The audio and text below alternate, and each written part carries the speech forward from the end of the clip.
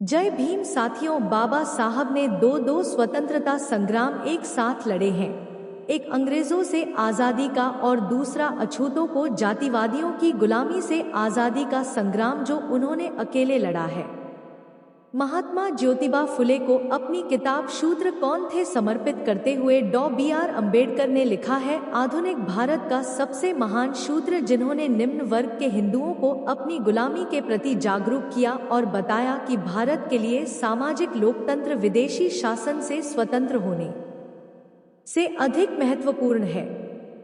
आज़ादी के बारे में बाबा साहब कहते हैं, सिर्फ राजनीतिक रूप से स्वतंत्र होना काफी नहीं है, जरूरत इस बात की भी है कि कैसे भारतीय राष्ट्र का निर्माण किया जाए जहां हर नागरिक के पास धार्मिक और राजनीतिक अधिकार हो ताकि हर व्यक्ति को विकास का समान अवसर मिले। बेशक आज़ादी हुई शी की बात है, लेकिन हमें यह नहीं भूलना चाहिए कि स्वतंत्रता ने हम पर अधिक जिम्मेदारियां डाली है। स्वतंत्रता से हमने कुछ भी गलत होने के लिए अंग्रेजों को दोषी ठहराने का बहाना खो दिया। यदि इसके बाद चीजें गलत हो जाती है तो हमारे पास खुद को छोड़कर कोई भी दोषी नहीं होगा।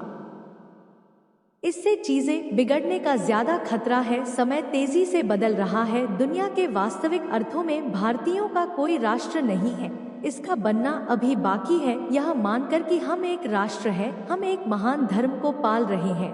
हजार जातियों में बैठे लोग एक राष्ट्र कैसे हो सकते हैं? जितनी जल्दी हम महसूस करते हैं कि अभी तक हम एक राष्ट्र नहीं है, दुनिया के सामाजिक और मनोवैज्ञानिक अर्थों में हमारे लिए बेहतर है। दिमाग की स्वतंत्रता ही वास्तविक स्वतंत्रता है। एक व्यक्ति जिसका दिमाग स्वतंत्र नहीं है, भले ही वह जंजीरों में ना हो, एक गुलाम है। एक व्यक्ति जिसका दिमाग आजाद नहीं है, भले ही वह जेल में ना हो, एक कैदी है। जिसका दिमाग मुक्त नहीं, भले ही वह जीवित है लेकिन मरीज से बेहतर नहीं है। दिमाग की स्वतंत्रता ही किसी के अस्तित्व का प्रमाण है। मैं उसे मुक्त कहता हूँ जो अपने विवेक के साथ अपने अधिकारों और जिम्मेदारियों और कर्तव्यों के बारे में जानता है।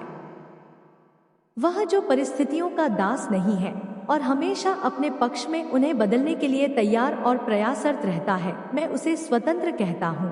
वह जो अंधविश्वासों और परंपराओं, रीति रिवाजों और बेमतलब के अनुष्ठानों और समाहार का गुलाम नहीं है, जिसमें तर्क कर की लौबुझ नहीं है, मैं उसे आजाद आदमी कहता हूँ। 25 नवंबर 1949 को संविधान सभा में बाबा साहब ने कहा था, 26 जनवरी 1950 को भारत एक स्वतंत्र देश होगा। उसकी स्वतंत्रता का क्या होगा? क्या वह अपनी स्वतंत्रता बनाए रखेगा या फिर उसे खो देगा? यह पहला विचार है जो मेरे दिमाग में आता है। ऐसा नहीं है कि भारत कभी एक स्वतंत्र देश नहीं था। मुद्दा यह है कि उसने एक बार यह स्वतंत्रता खो दी थी जो उसके पास थी। क्या वह इसे दूसरी बार भी खो देगा? यह ऐसा विचार है जो मुझे भविष्य के लिए सबसे अधिक चिंतित करता है।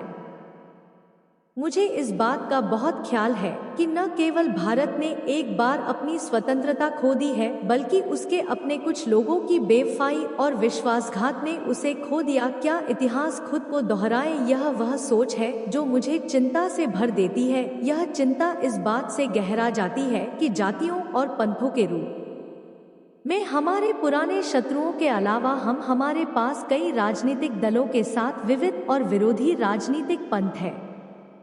क्या भारतीय देश को अपनेपन से ऊपर रखेंगे या वे देश के ऊपर पंथ को जगह देंगे? मुझे